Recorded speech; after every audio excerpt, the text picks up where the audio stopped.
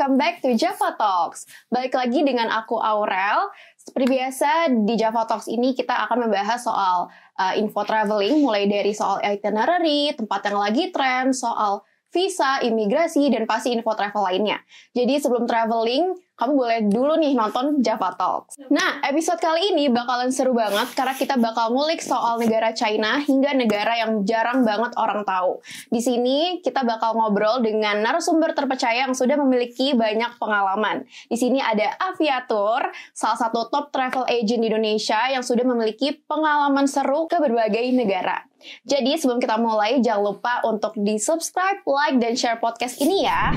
Sudah hadir nih di depan aku, ada Pak Raka dan Kak Novi dari Aviatur yang akan siap sharing soal pengalamannya ke China dan ke destinasi lainnya. Nah, by the way, Pak dan Kak Novi, baru aku sering lihat nih Aviatur tuh udah ada di mana-mana, ya nggak sih? Ada di mall, di event-event travel fair, gitu ya. Udah lama banget sebenarnya pengen ngundang Aviatur di Java Talks ini, cuma baru sekarang finally ada kesempatan untuk bisa hadir dan ngobrol di Java Talks. Nah, karena hari ini kita bakal ngulik-ngulik soal pengalaman Pak Raka dan Kak Novi ke China, aku pengen tanya nih, untuk sekarang ini, apa sih yang lagi hype atau tren di negara China, Kak? Oke, yang pertama kita mau ucapin terima kasih banyak ya sudah undang kami dari Aviatur untuk datang ke podcast pada hari ini. Nah, ngobrolin soal destinasi yang menarik di China. Ada apa saja sebenarnya yang ada di China? Sebenarnya kalau kita ngomong destinasi China itu nggak pernah ada habisnya. Karena setiap tahun pasti ada sesuatu hal yang baru. Destinasi yang ada di China, something new, something different, itu tiap tahunnya. Kayak 3 tahun yang lalu lagi ngetren, kalau kita lihat beberapa footage di sosial media, itu ada Chongqing dengan Elizabeth Light Rail-nya yang kereta masuk ke dalam gedung. Itu adalah mungkin beberapa orang sudah tahu itu happening di 3 tahun ke belakang gitu. Tapi sekarang akhirnya di tahun selanjutnya itu sangat-sangat tren lagi, ada yang namanya Inner Mongol gitu. Jadi wilayah daratan utara di kota China yang memang sangat mendekati dengan wilayah-wilayah Mongolia, tapi vibes-nya untuk berasa di vibes Mongolianya itu dapat banget. Dan itu biasanya bisa dinikmatin pada saat musim-musim kalau memang lagi summer ataupun lagi autumn gitu. Dan masih banyak lagi, ada Harbin kalau memang untuk di akhir tahun, dan banyak beberapa destinasi lainnya.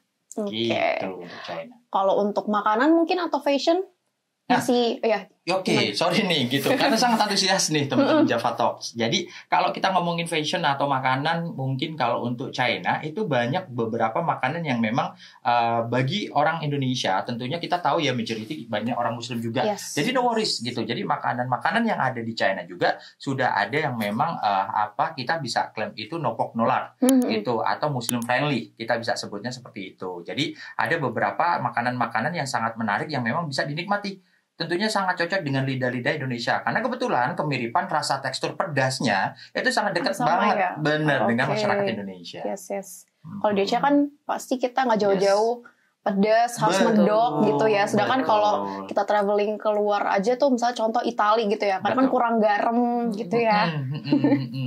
Nah, Kak, misal aku mau seminggu ke China, contoh ke Shanghai or Beijing. Biasanya tuh dari Aviatur apa sih destinasi yang ditawarin di paket tour itu? Oke, untuk destinasi aku bantu izin jawab dulu. Untuk destinasi paket yang bisa ditawarkan kalau punya waktu seminggu nih. Iya, boleh ke China. Seminggu. Punya waktu seminggu ke China, sebenarnya destinasi yang bisa kita pakai itu atau kita pilih itu banyak. Karena wilayah China cukup luas. Kalau memang kita mau ambil Chongqing, berarti Chongqing biasanya plus dengan Wulong gitu. Nah, itu biasanya itu cukup kurang lebih dengan waktu 7 sampai dengan 8 hari.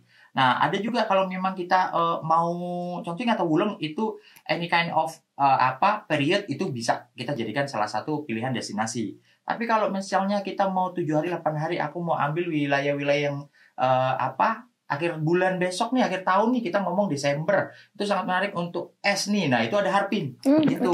Harbin itu adalah kota es yang paling fenomenal yang ada di China. Atau memang kalau mau di musim-musim summer atau musim-musim autumn yang tadi saya sampaikan, ada Inner Mongol, ada experience kalau memang orang pengen naik kuda dan berpanah di sana gitu. Atau juga yang paling fenomenal, paling baru kemarin kami punya itu Shangri-La dan Tibet gitu. Itu sangat cocok untuk destinasi-destinasi dari tujuan untuk wisatawan mau ke China. Oke, jadi tergantung season juga ya. Tergantung seasonnya. Jadi tadi kalian Globers bisa catat aja season kalian mau pergi di bulan winter, autumn, atau summer, itu Paraka tadi udah rekomendasikan untuk paket-paket tour untuk ke China. Nah, tadi kan Paraka mention soal Muslim friendly ya, food ya.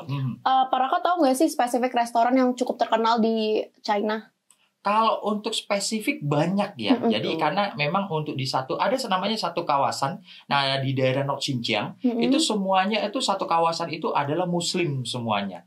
Jadi semua olahan-olahan makanannya itu benar-benar semuanya pasti udah otomatis halal di sana. Nah, bedanya lagi di sana itu kayak kalau sama dengan di Indonesia, kita ada kayak kue-kue jajanan tradisional tuh. Di sana pun juga ada sama, dan itu fun fact-nya, pedagang di sana itu melafalkan bahasa untuk greeting ke tamu-tamu Indonesia itu langsung dengan Assalamualaikum kayak gitu. Jadi yes, betul sekali gitu. Udah kayak di Paris gitu ya, betul, banyak yang udah bisa bahasa Indonesia.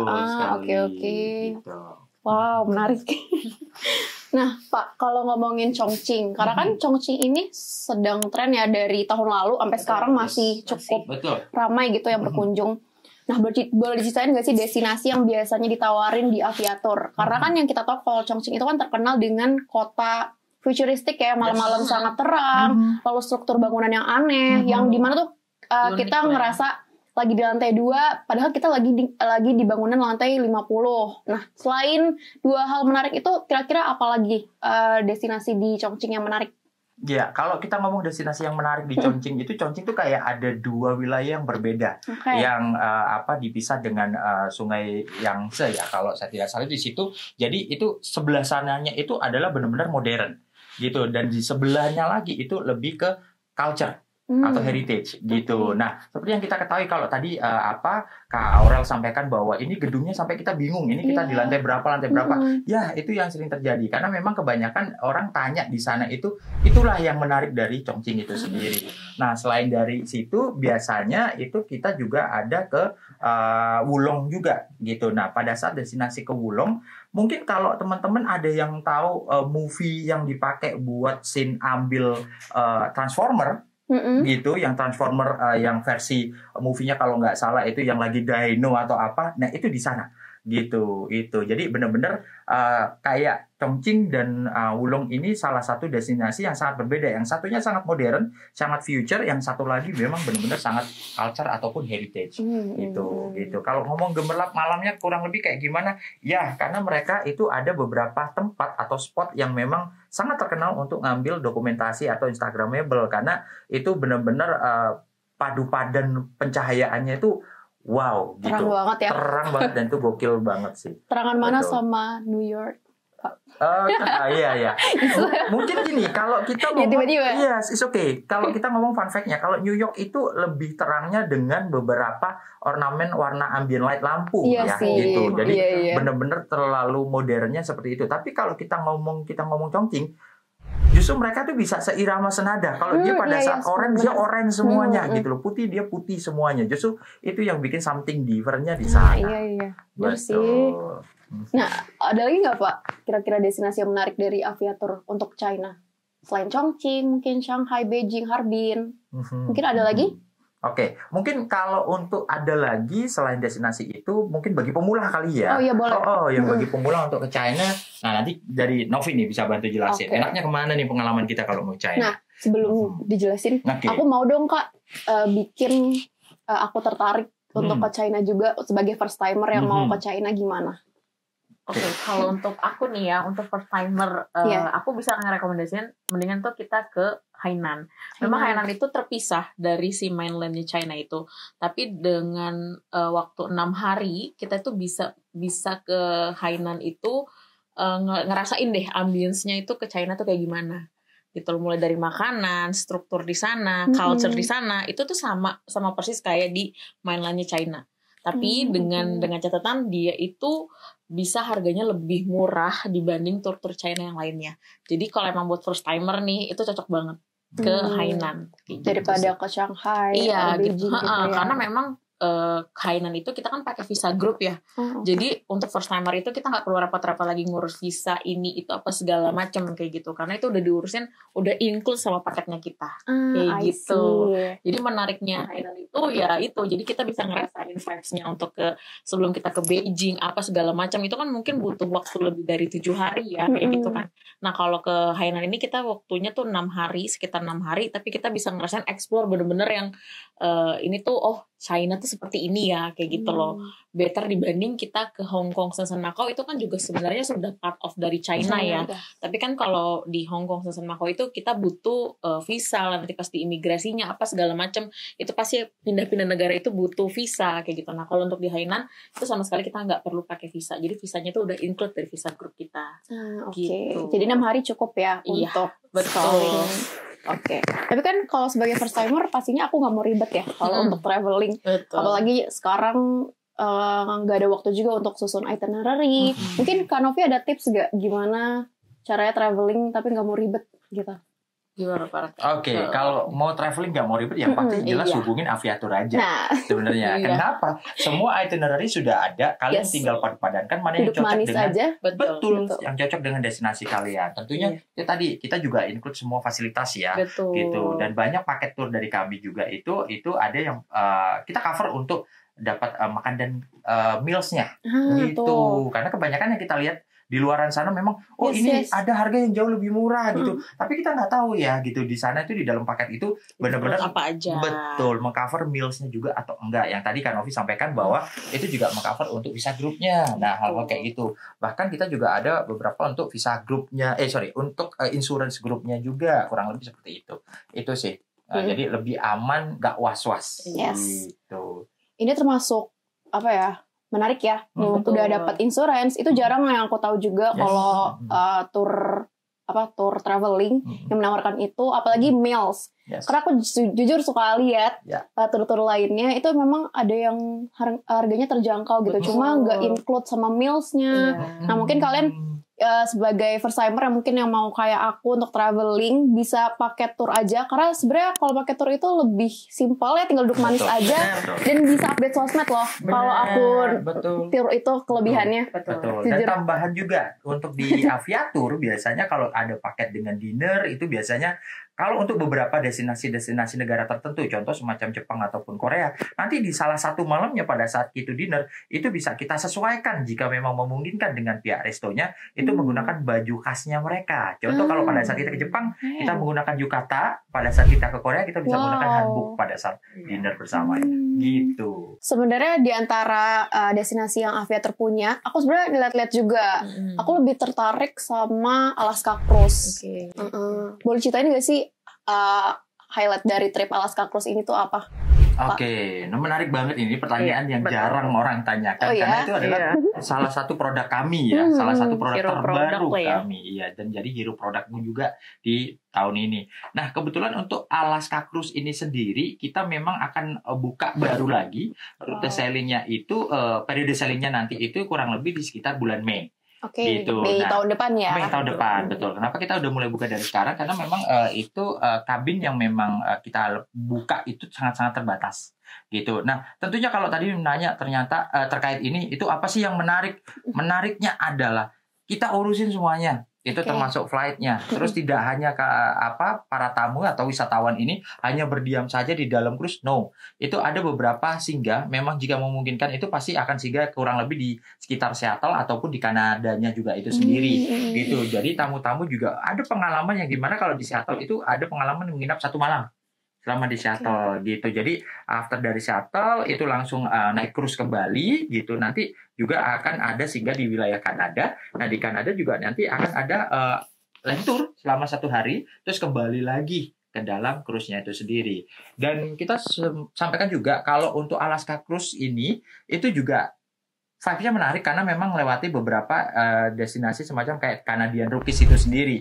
Nah, di mana itu yang memang kalau di periode-periode tersebut itu kalau kita melihat itu di puncak-puncaknya tuh ada lapisan es gitu. Dan itu meskipun di periode bulan Mei itu dinginnya juga sangat luar biasa gitu, karena masuk ke wilayah utara ya gitu. Nah itu juga sangat menarik dan itu jarang banget masyarakat Indonesia tahu bahwa ada cruise dan ini kita pakai cruise-nya itu celebrity ya, celebrity cruise. Nah ini adalah salah satu cruise terbesar yang ada gitu. Jadi itu memang benar-benar ada kurang lebih dari 20 deck kalau dari ini celebrity cruise ini. Itu benar-benar sangat mewah sekali. Gitu. Nanti kalian juga boleh lihat ya footage yang ada di Alaska Cruise dari Aviatur.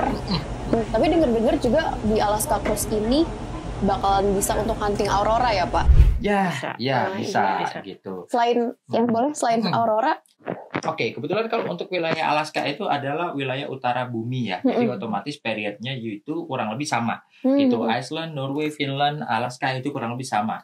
Periode yang paling baik itu adalah Desember sampai dengan periode bulan Maret. Gitu. Nah, beda kalau untuk di wilayah selatan. Kalau wilayah selatan yang sekarang lagi happening itu ke New Zealand untuk cari aurora. Nah, New Zealand terus ada di wilayah-wilayah Chili Selatan itu juga bisa dapatkan momentum aurora itu kurang lebih di periode bulan Juli Agustus gitu. Tapi fun fact nih, ada tempat baru aurora paling murah. Nah, bocoran nih. Ya, bocoran gitu. Murah-murahnya berapa nih? Aurora. Kami ada produk aurora tersebut itu adalah ke Murmansk. Iya. Murmansk Rusia. Jadi di Murmansk Rusia ini itu kita bisa dapatkan harga yang paket kami jual kemarin itu kurang lebih sekitar 30 jutaan ke atas saja. Gitu. Sudah dapat aurora. Gitu. Saya aku nih tertarik sama paket Alaska Cruise. Dari akunya tuh apa yang harus disiapin untuk pergi ke sana selain dari Avia? Oke, yang paling penting yang pertama itu adalah pastikan kondisi fisik sehat ya, gitu pasti. Karena memang kondisi di sana kan itu perbedaan cuacanya itu sangat signifikan, gitu meskipun aktivitas kalau pakai Alaska Cruise banyak di dalam cruise juga, tapi tidak menutup kemungkinan pada saat kita visit ke beberapa destinasi sehingga semacam ke Canadian Rockies itu cuacanya dan anginnya itu sangat windy banget di sana. Itu satu, jadi kondisi fisik yang pertama. Terus yang kedua itu pastikan juga antara visa ya. Jadi kebutuhan untuk visa terutama untuk ke Amerika kan kita ada singgah juga bermalam di Amerika kurang lebih di Seattle. Nah, juga sangat mempengaruhi ini. Jadi sebisa mungkin untuk kebutuhan dokumennya ini dipastikan semuanya lengkap gitu. Supaya apa? Supaya sangat membantu bagi tim kami untuk dalam proses persiapan visanya gitu. Terus yang ketiga finansial pastinya gitu. Karena kita ketahui sendiri bahwa untuk terbang ke sana dan waktunya itu durasinya memang nggak pendek ya. Itu kurang lebih memakan waktu hampir 2 minggu atau 14 hari.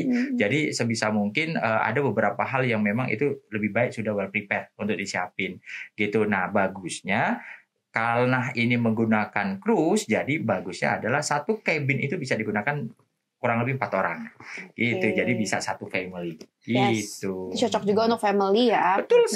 Betul sekali. Nah, yang paling penting, yang paling cocok bagi pemula kayak misalnya tadi Kak Aurel tanyain apa yang paling banyak harus disiapin. Yang satu, yang paling utama adalah space untuk ruang penyimpanan foto. Itu yang paling utama. Bener lagi.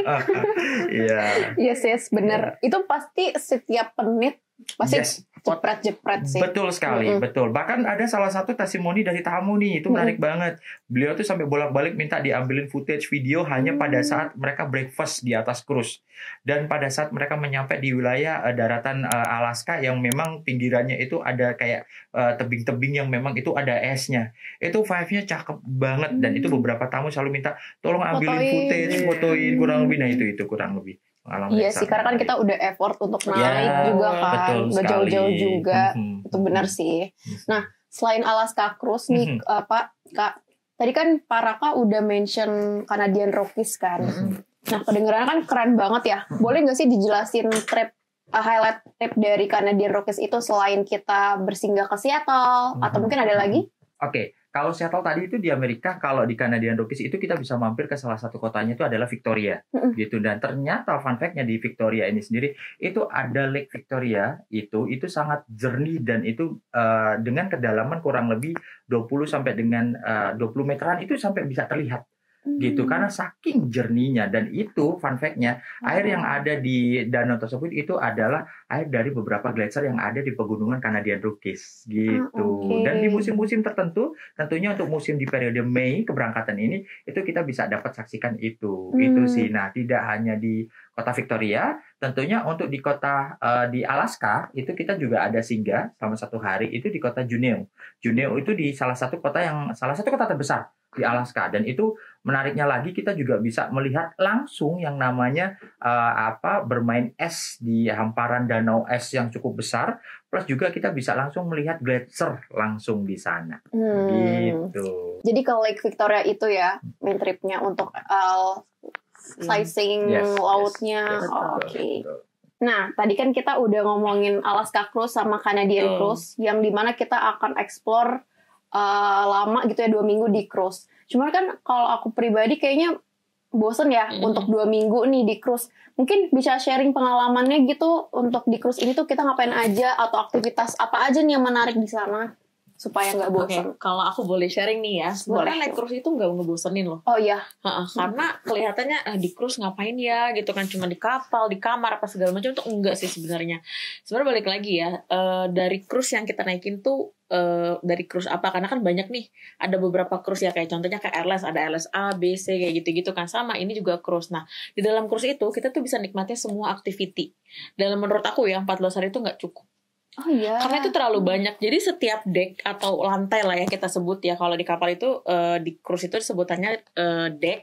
Satu deck itu kita punya banyak activity. Mulai dari resto, activity, mungkin family friendly atau misalnya kids friendly, itu tuh banyak, semuanya tuh ada. Dan menurut aku tuh nggak akan ngebosenin. Kayak gitu. Jadi 14 hari itu sebenarnya kita nggak cuma dalam cruise aja kan, kita ada transitnya, ada city tour kayak gitu-gitu kan. Tapi di dalam cruise itu aku jamin nggak akan bosan, karena banyak activity yang bisa kita lakuin di dalam cruise. Dan pastinya kalau di setiap perjalanan cruise kan kita bisa lihat beda-beda pemandangan juga. Aku tuh itu salah satu pengalaman mungkin para traveler yang udah biasa ya city tour atau misalnya nature kayak gitu-gitu, itu something new yang emang vibes-nya tuh beda banget di dalam cruise. Gitu. Boleh sih itu. Itu satu yang seru sih, pengalaman yang menarik buat aku, buat para traveler yang emang belum pernah ngerasain naik cruise, coba boleh naik cruise. Iya. Ada di Aviator lah guys untuk Alaska Cruise dan Canadian Cruise. Mungkin ada lagi cruise yang ditawarkan dari Avia? Banyak sih. Banyak ya cruise-nya. Tergantung rute yang kita punya beberapa, mungkin yang short day atau misalnya yang long kayak Canadian Cruise ini juga kita ada. Oh, gitu. Oke, nice. Nah, ngomongin momen spesial dari Aviator, katanya denger-denger lagi ada rangkaian anniversary. Nah, mungkin ada promo atau special offer untuk para traveler di sini untuk berburu promonya? Boleh. Oke, boleh. Oke, teman-teman Java Talks. Jadi, Aviator Special Avia Anniversary yang ke-26 tahun, kita itu sedang mengadakan 2 event. Dan itu banyak banget program dan juga activity yang akan ada di sana. Ada kejutan juga. Di mana kejutannya itu nanti kita spill ya di akhir ya. Apa sih kejutannya? Kita akan ada games, activity yang bagi yang beruntung pada saat event tersebut itu bisa langsung nonton F1. Wow, free loh. Oh iya. Aku jadi pengen ikut. Oke. Dan kalau F1. Betul. Dan untuk event selanjutnya kita juga dalam rangkaian roadshow ini sendiri kita juga langsung lanjut di tanggal 6 sampai dengan tanggal 9 November itu kita lanjut langsung eventnya ada di Lipo Mall Puri. Oke. Gitu. Nah, untuk programnya ada apa aja? Kita menawarkan beberapa program bank yang sangat-sangat spektakuler. Nah, mungkin bisa dibantu disudul oleh Kanopi. Boleh. Jadi untuk di 2 event ini kita bakalan disponsorin sama 2 bank yang berbeda nih. Jadi nggak cuma hanya 1 bank, kita ada 2 bank berbeda di setiap lokasinya. Dan di setiap lokasinya itu kita pasti mempunyai highlight program yang beda-beda. Tapi kalau aku bisa simpulin nih dari kedua lokasi itu, kita highlight program itu diskon up to 7,5 juta. 7,5 juta. Iya, itu cukup lumayan gede banget dibanding dengan program-program existing yang ada di outletnya Avia. Ini tuh paling besarnya di eventnya Aviaversary Travel Fair ini. Kayak gitu. Jadi diskon up to sampai 7,5 juta itu diskon potongan langsung. Iya. Jadi udah nggak nunggu-nunggu lagi, nunggu cashback atau dikreditkan ke kartunya, ini langsung potongan diskon. di depan. Oke. Ada satu tambah lagi yang menarik, Apa tuh, yang Pak? perlu aku sundul nih. Oh iya, gitu. betul. Nah, dari tadi awal kita sudah bahas terkait destinasi ke China. Yes. Iya kan, Aviatur tuh sangat heboh dengan China-nya. Nah, spesial nih, teman-teman Java Talk, jangan lupa ada harga spesial mulai dari 26.000 untuk dapetin SIM dari Tuh. Java Wi-Fi. Gitu. Wah.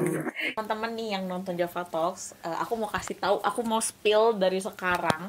Kalau teman-teman beli tour ke China atau ke Europe, itu teman-teman bisa dapat free eSIM ke China atau ke Europe dari Java MiFi. Wow. Itu salah satu highlight yang bener-bener yang dari Java MiFi banget ya. Jadi nggak cuma sekedar 26% atau 26.000 dengan harga tadi SIM card yang tadi para infoin, tapi Java MiFi juga ngesponsorin Avia untuk kasih teman-teman untuk free eSIM bagi yang membeli paket tour ke China dan ke Europe. Jadi double package nih. Kalian bisa dapat tour dengan harga terjangkau dan bisa dapetin free eSIM dari Java MiFi. Nah, ngomongin Aviatur dengan travel agent lainnya, mungkin bisa dikasih tahu nih ke para penonton apa sih bedanya Aviatur dengan tour lainnya? Oke, bedanya banyak sih ya. Oke, Banyak. kalau kita ngomong beda, pasti yang pertama itu adalah dari sisi servis ya, bagaimana layanannya kami gitu, dan itu adalah menjadi yang sangat pertama bagi kami. Terus yang kedua adalah yang tadi kami sampaikan bahwa biasanya kalau mengikuti produk tour atau produk series dari Aviatur ini sendiri, kategori hotel yang kami gunakan itu memang benar-benar hotel yang sangat terbaik yang kami berikan. Dan biasanya ingat jangan terjebak harga murah. Gitu, karena biasanya kalau Itu di notes ya? Yes, betul. Karena sering terjadi terjebak harga murah. Oh, ini harga lebih murah. Nah, itu bisa jadi pada saat selama itinerary itu banyak yang nggak kompleks. Yes. Misalnya mealsnya itu tidak ada, gitu, hanya ada only di breakfast. Nah, di Aviatur ini kurang lebih kita bisa ada beberapa itinerary yang memang bisa kita cover itu, misalnya 4 kali lunch, 4 kali dinner. Nah, itu sangat menarik. Gitu.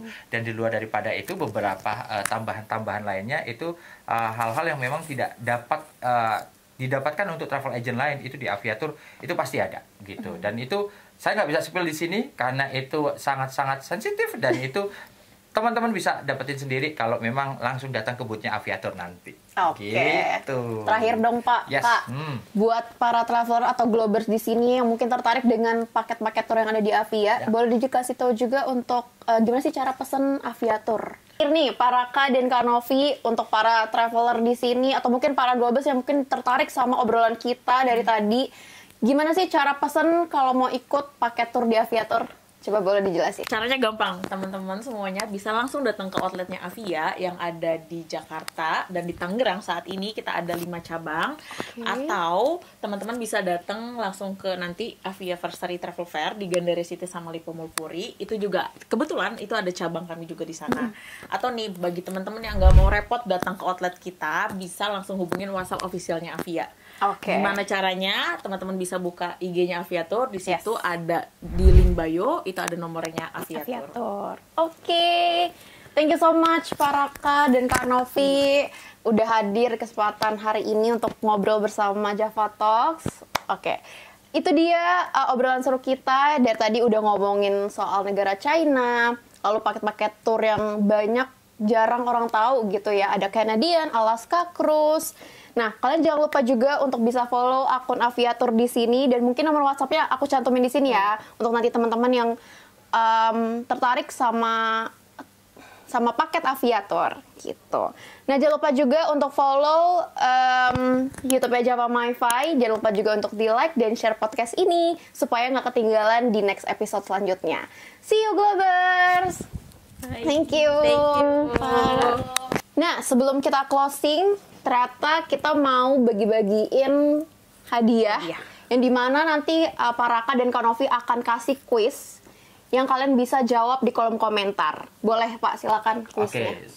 Jadi teman-teman Java Talk, no worries, kita mau kasih bagi-bagi hadiah nih. Jadi persyaratannya gampang. Jadi teman-teman cukup buat atau bikin itinerary simple. Harapan kalian tuh pengen liburan kemana sih? Gitu. Bikin itinerary simple, di situ day 1 saya mau ke sini, day 2 saya ke sini, day 3 saya ke sini.